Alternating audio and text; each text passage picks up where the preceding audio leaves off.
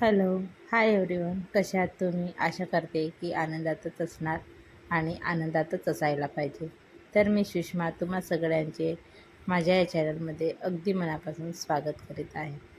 तर तुम्ही मेहंदी काढायचं शिकायचा विचार करत असाल तर आणि मेहंदी काढायलाच यायला पाहिजे असं मला तरी वाटते. जास्त नाही पण थोडे तरी आपल्या हाताला मेहंदी लावता यायलाच पाहिजे असं वाटतं. या उद्देशानं माझं असं मत आहे की थोडंसं तुम्ही मेहंदी तर आपण रोज काढू शकत नाही, पण रोज रांगोळी काढू शकतो. तर अशा माध्यमातून तुम्ही छोटे छोटे प्रयोग करा असं मला तरी वाटते. रोज अशा पद्धतीने काढा की जेणेकरून मेहंदीची पण प्रॅक्टिस होणार आणि रांगोळी पण काढता येणार.